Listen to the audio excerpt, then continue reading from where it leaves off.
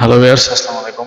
আশা করি সবাই ভালো আছেন। তো আজকে আপনাদের সামনে যে বিষয়টি নিয়ে হাজির হচ্ছি সেটা হচ্ছে মাস্টার্সের যে ফর্ম ফিল আপ শুরু হয়েছে সেটা রেগুলার এবং প্রাইভেটে যারা আছেন কিভাবে মাস্টার্সের ফর্ম ফিল আপটা করবেন অনলাইনের মাধ্যমে সেটা এখন দেখিয়ে দিব।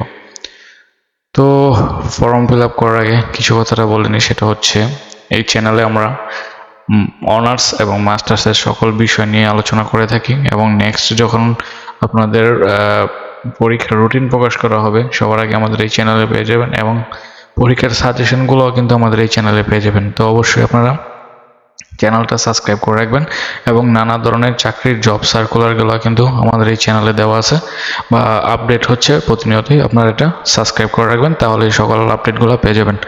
তো ফর্ম ফিল আপটা কীভাবে করবেন আপনারা পরীক্ষার জন্য, যে ফর্ম ফিল আপটা মাস্টার্সের 2022 এটা আমি দেখে দিই। প্রথমে গুগলে চলে আসেন, গুগলে আসার পর লিখবেন NUACBD। এটা হচ্ছে ওয়েবসাইট NUACBD। তো এটা লেখার পর এরকম একটা ওয়েবসাইট আসবে, এখানে চলে আসেন। তো আসার পর আমরা জাতীয় বিশ্ববিদ্যালয়ের ওয়েবসাইটে চলে আসছি। তো জাতীয় বিশ্ববিদ্যালয়ের ওয়েবসাইটে আসে এরকম কিছু অপশন পাবেন। নোটিশে ক্লিক করতে পারেন, নোটিশে ক্লিক করলেও হবে, অথবা আপনারা এদিকে স্ক্রল করে নিচে চলে আসেন, এখানে লিখে আছে অনলাইন ফর্ম ফিল আপ। তো আমরা অনলাইন ফর্ম ফিল আপে ক্লিক করব। তো ক্লিক করার পর এখানে যে ফর্ম ফিল আপগুলো বর্তমানে চলতেছে, রানিং আছে, সেগুলো দেখাচ্ছে। এটা হচ্ছে ডিগ্রির, অনার্স, প্রফেশনাল, মাস্টার্স। তো আমরা মাস্টার্স এটা করবো, আমরা হচ্ছে মাস্টার্স 2022-21-22 সিজন যেটা, সেটার আবেদন করব। তো এখানে আমরা অ্যাপ্লাই নাও ক্লিক করব। হ্যাঁ, মোবাইল আর হচ্ছে কম্পিউটার একইভাবে করতে পারেন, হয়তোবা মোবাইলে একটু স্ক্রিনটা অন্যরকম আসবে, ছোট আসতে পারে, আর সিস্টেম প্রসেস সব এক। তো এই পেজটায় চলে আসবো। অনলাইন ফর্ম ফিল আপে ক্লিক করার পর এখানে আপনারা 3টা ফর্ম ফিল আপ রানিং আছে দেখতে পাচ্ছেন। তো আমরা হচ্ছে 2022 সালের মাস্টার শেষ পরীক্ষা ফর্ম ফিল আপ, ফর্ম পূরণ, এটা আমরা ফিল আপ করবো।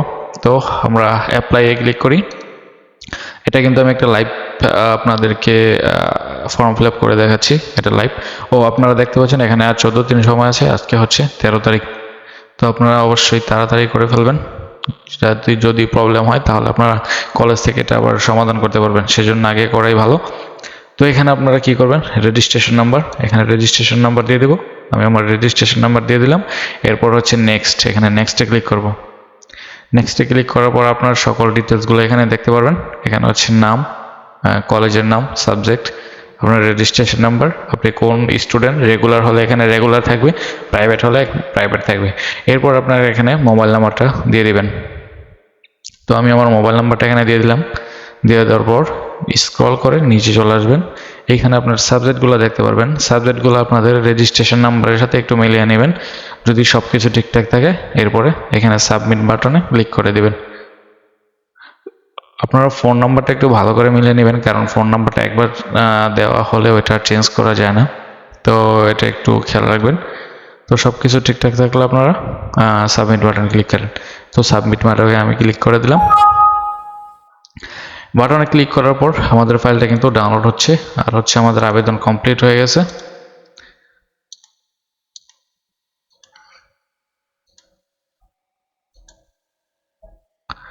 ফাইলটা আমাদের ডাউনলোড হবে, এই যে স্টার্ট ডাউনলোড দিলাম, তো এখান থেকে ডাউনলোড হয়ে গেছে। ডাউনলোড অপশনে যাই, আসার পরে এটা না, আমরা একটু দেখি ফাইলটা কোথায় গেল। হ্যাঁ, এই যে এটা হচ্ছে স্টুডেন্ট কপি। তো এখানে ক্লিক করলাম, এই যে আপনারা কিন্তু স্টুডেন্ট কপিটা দেখতে পাচ্ছেন। তো এখানে টাকার পরিমাণ এবং আপনার সাবজেক্টগুলো সব কিছুই দেওয়া আছে। এটা আপনারা প্রিন্ট আউট করে নেবেন। প্রিন্ট আউট করে আপনাদের কলেজের নোটিশের মাধ্যমে যেসব ইনফরমেশনগুলো চেয়েছে এগুলো নিয়ে আপনারা টাকা সহ জমা দিয়ে দিবেন। কিছু কিছু কলেজে আছে আপনার অনলাইনের মাধ্যমে অথবা ব্যাংকের মাধ্যমে টাকাটা নিয়ে থাকে, আপনারা ওইভাবে দিতে পারেন। সেটা আপনার কলেজের উপর ডিপেন্ড করবে কোন সিস্টেমে তারা টাকাটা নিচ্ছে, তাদের এবং তাদের ডেটটা কোন তারিখ হচ্ছে, ওই সময় গিয়ে জাস্ট আপনারা এই ফর্মটা এবং হচ্ছে আপনাদের ডকুমেন্টসগুলো নিয়ে কলেজে জমা দিবেন। ডকুমেন্টস বলতে আপনার এই ফর্মটা লাগবে, রেজিস্ট্রেশন কার্ডের ফটোকপি লাগবে, এরপর হচ্ছে 1 কপি ছবি লাগবে, আর একটা মার্কশিট, অনার্সের মার্কশিটটা লাগতে পারে, সেটাও নিয়ে যাবেন সাথে। তো আপনাদের কলেজ থেকে কী কী চাচ্ছে সেটা আগে দেখে নেবেন। তো এগুলোই মূলত লাগে। তো এরপরে এই ছিল এই পর্যন্ত, আপনারা সব কিছুই দেখতে পাচ্ছেন এখানে আমাদের কলেজের নামটা সব কিছু। আপনারা এইভাবেই আবেদনটা করে নেবেন, আবেদন করে জাস্ট 29 তারিখের মধ্যে জমা দিয়ে দিবেন। তো এই ছিল প্রসেস। এই প্রসেসে আপনারা আবেদনটা করে নিতে পারেন, এরপরে আপনারা কলেজে জমা দিয়ে দেবেন। তো যদি ভিডিওটি ভালো লেগে থাকে অবশ্যই চ্যানেলটি সাবস্ক্রাইব করে রাখবেন। ধন্যবাদ সবাইকে।